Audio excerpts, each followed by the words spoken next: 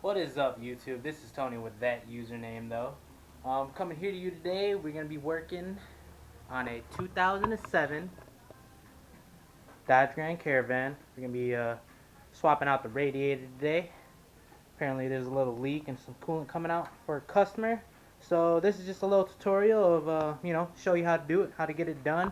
Maybe save you a few extra dollars. So, we'll see how it goes. And thanks for tuning in, and we'll get started.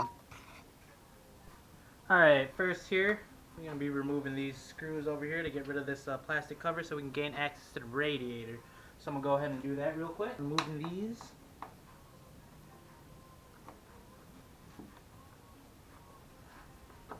Make sure you don't lose these guys because, they do have a tendency to disappear on you if you don't put it in the right spot. I got a little, I guess, whatever you'd call it, little bowls that I throw all these nuts and screws in so I can try to keep them accounted for. Alright, so we removed these screws right here. We got 1, 2, 3, 4, 5 screws total on that. So I'm going to remove it, set these aside. Let's see, my pneumatic. I don't have a pneumatic for my impact real quick. Let's see what we got. 10.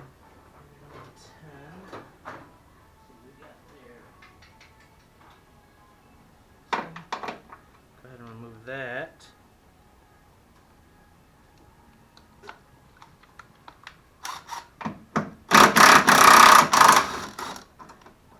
Buzz that one off.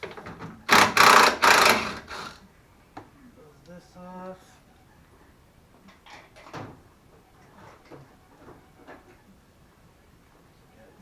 Remove these little clippies right here. I'm gonna get them at the right angle. They'll just pop out here for me. Pop that up. That's out. Alright, now that we got this plastic cover removed, I can actually gain access to take a look at the radiator.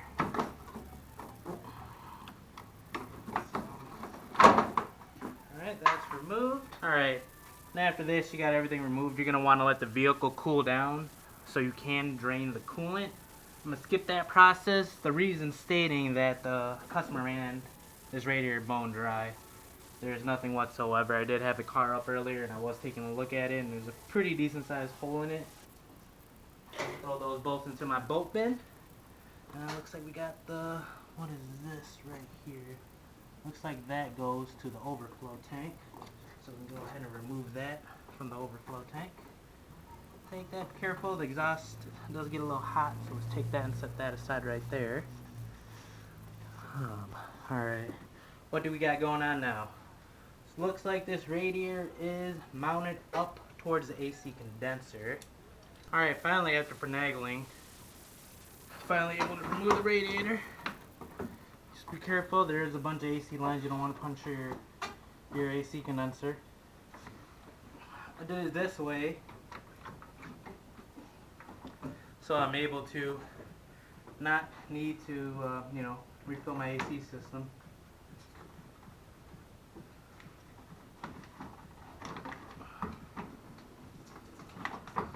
Pulls out. Trying to finesse it out. Seems to be getting caught. I think of worst case scenario, you might need to pull your AC condenser to make this a lot simpler. Go over here. See what we got going on. And voila, it is out. Alright, after doing a side-by-side comparison, I removed some speed clips off of here. Put them onto there. Put this one onto there. Move the top bracket from up here. So it is the same as the one I just pulled out.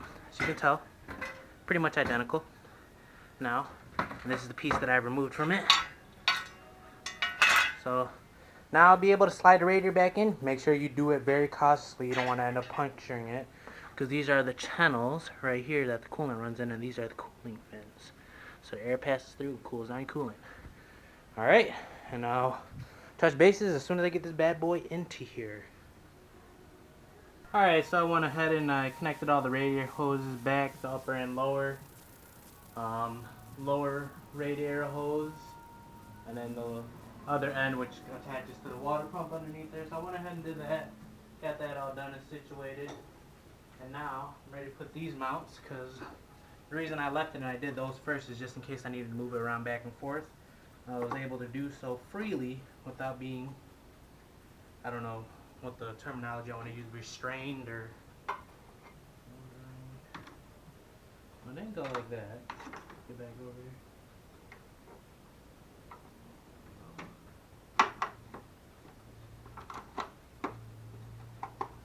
That clipped on. Something is not right here. It's gonna bother me.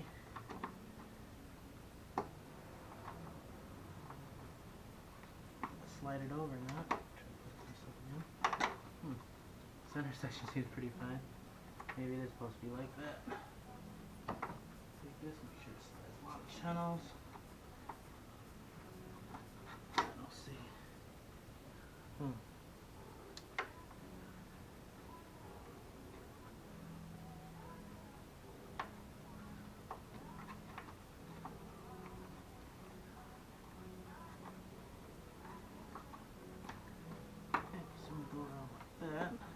So that covers it up just like that. Not sure how Dodge designed this stuff, but figure it out. So everything's in there, good. Hose is on there. I made sure before I put the radiator in, I made sure the drain plug was all tight and everything. Alright, what I'm doing now is I'm gonna grab some coolant and start filling it up. So I'll go ahead and grab that. Start doing it right now. Make sure to check what type of coolant you're using. Some is concentrate where you have to add water. Some is a 50-50 mix. So it's kind of like you just pour it in. Don't need to add any water or anything like that. But this right here is concentrate. So I'll go ahead and do this, and after that I have to fill up some water with it. Get that thing situated, and we'll see from there. So I'll do that. Bear with me. Not sure what the capacity is, so we're gonna head and go run with it right now. Go ahead and do this. Make sure you listen. Make sure you didn't forget to tighten something up, or the hose wasn't completely on all the way, and the clamp didn't secure correctly. So just make sure, look around, make sure nothing's leaking. So far so good. Keep on filling her up.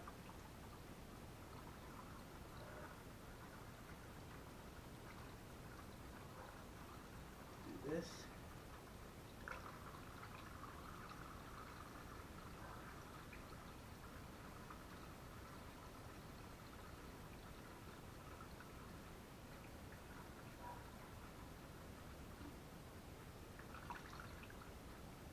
Alright, I'm gonna go get some water now.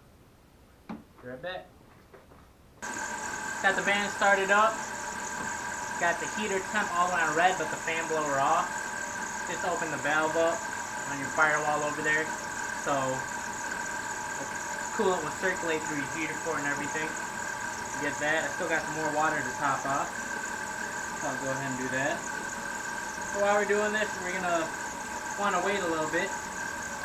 Speaking of that, might as well hook up the overflow. So I'll grab this, take this, run it down here, like so.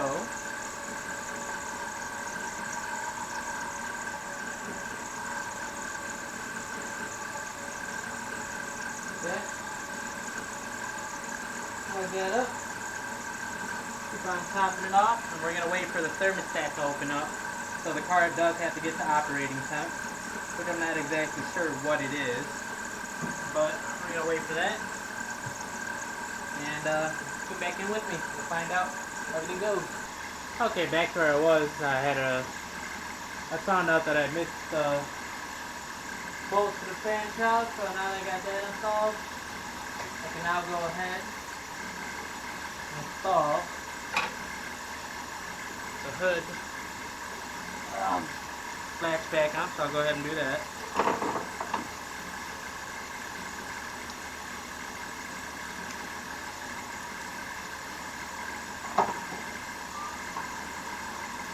Get screwed on there.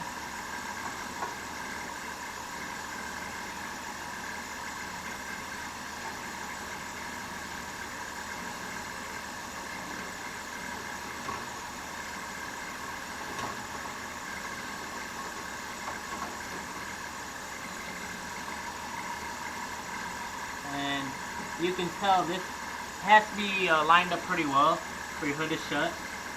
So you can tell actually where the mating surface is based on the discoloration of the dirt and stuff like that. I don't know how well or how clean it is for your Indian bays, but this was pretty dirty, so I can kind of tell fairly well where the hood latch actually stayed in place because of how dirty the vehicle was. Go ahead and hit that in on the impact.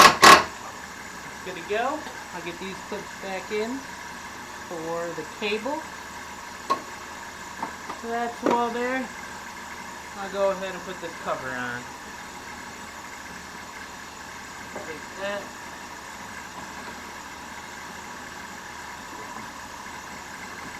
Lift up the grill a little bit. Slash bumper, which is all one piece. Like so. That will fall into place. Scoot this around to where everything lines up fairly decent.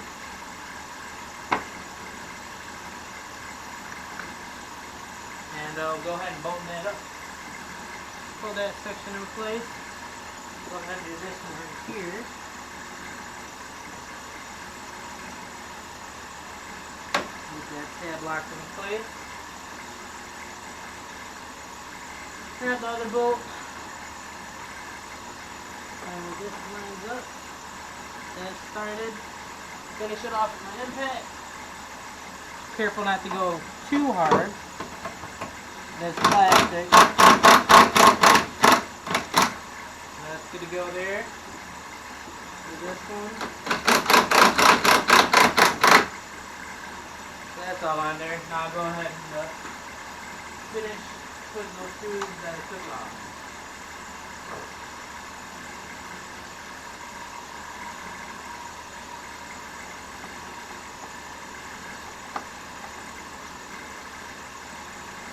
I don't know if you can see in the video, but I do got a jack in my way.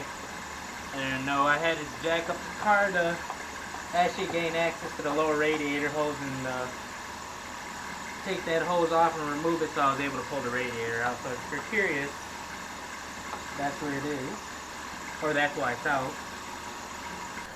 This is Tony with that username though. If you got any questions, comment below. Remember to like, subscribe if this video was helpful to you.